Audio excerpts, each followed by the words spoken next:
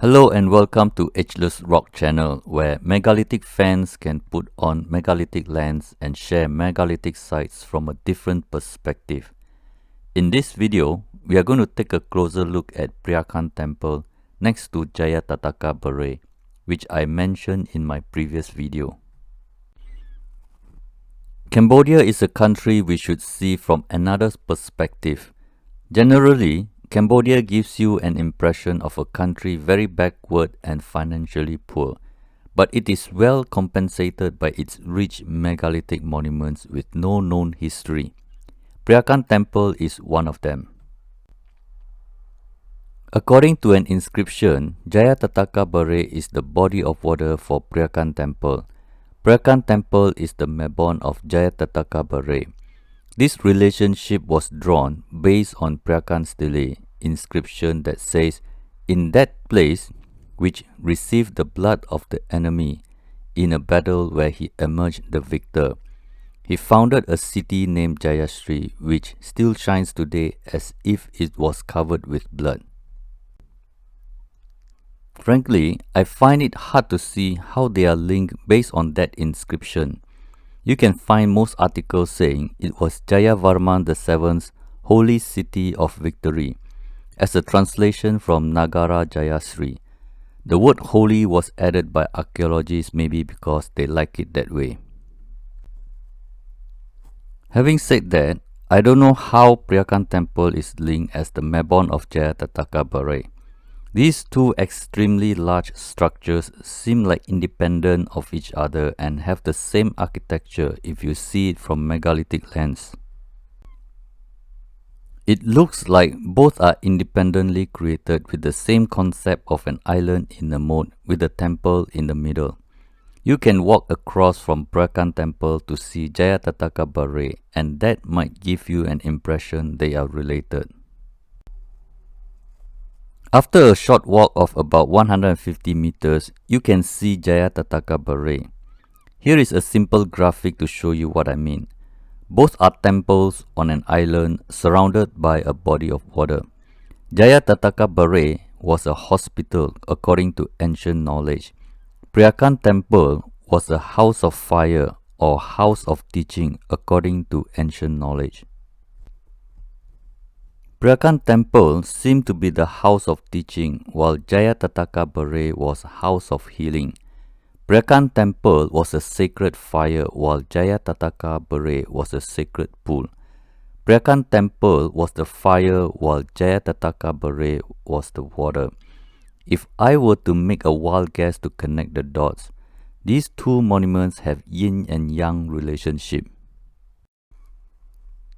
According to Google Maps, the outer length of the moat is approximately 940 meters long and 750 meters wide. It is different from what you can read from the internet, which is 800 meters long by 700 meters wide. I am not sure how archaeologists got a different measurement than Google Maps. The rectangular island is approximately 850 meters long and 680 meters wide. From here, you can calculate the area of the moat is an amazing 157,000 square meters. There isn't any mention on the depths of this moat, so the volume is a bit tricky to estimate. Preah Khan Temple has 4 enclosures within the inside of the moat. Within these 4 enclosures, there are many monuments you can see. But I want to highlight a huge rectangular structure which is not mentioned in Google Maps. It looks to me like it was once a beret.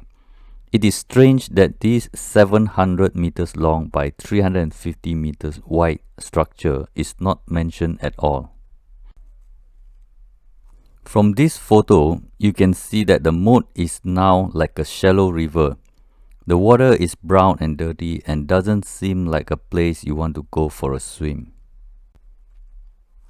With a little bit of zoom in, you can see the man sitting on a stump wondering what happened here. With the laterite stones on the borders of the moat, I will assume the original depths of removing the accumulated sediments over the centuries is approximately 4 meters deep, just like Angkor Wat and Angkor Thom. Based on my simple logic, to create this moat, about 628,000 cubic meters of soil will have to be removed. By comparison, an Olympic-sized swimming pool is 2,500 cubic meters. So basically, about 251 swimming pools could have been created out of this activity. But where did they put the soil? The most outer wall is considered the fourth perimeter wall. The wall on the left was once a magnificent red wall of laterite stones, and the moat will look like a river from end to end. The causeway has devas or deities on one side and the asuras or demon on the other side, and both are carrying nagas. The headless statues are reminders that human beings are the greatest threat to archaeological sites. Preah Khan Temple is an east-facing temple with 4 majestic gopuras to welcome you. The causeway and the 3 tower gopuras has enough polygonal masonry to make you wonder how it all started. The sandstone sculpture of the Naga with 7 heads is 4.25 meters high and weighs 11 tons. It was originally located on the left on the balustrade but is now at Gourmet Museum in Paris, where it welcomes visitors in the large room on the ground floor. The fourth wall enclosure is famous for the 72 mythical bird-man hybrid called Garuda. This sandstone monument is a beautiful 5-meter tall polygonal masonry depicting Garuda overpowering 2 Nagas. Mythologically speaking, Nagas are afraid of Garudas. From North Gate entrance, you will be greeted by a 3-tower gopura. The red laterite wall and lotus buds shaped sandstone tower reminds us of Bayon Temple at Angkor Thom.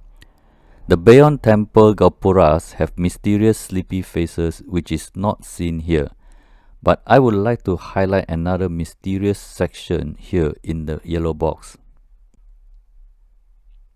Look at the false windows which usually have nice circular pillars, which most people will argue it was done on a lathe machine rather than skillful master craftsmen who never make mistake.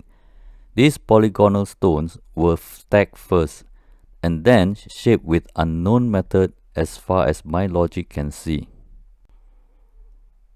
Logically, if you want a window with circular pillars on the inside, you only need to stack stones in a recess and insert the pillars made separately somewhere else. It would be 1,000 times easier. The mysterious bullet hole that appears randomly makes no sense, proves it was once created by an unknown civilization with unknown tools. Damaged pillars are rejected and thrown away. Only perfect pillars will be used. The unfinished false windows show if there is a mistake, you have to remove all the polygonal blocks on the top. You not only have to make new pillars, but have to make new polygonal blocks. Unfinished work tells a story, and this one says it was done by unknown ancient builders. Let's take a look at this photo. Would you believe me if I were to tell you that the wooden railing was carved straight out of a block of wood by a very skillful master craftsman with modern carbide steel chisels? Most probably not.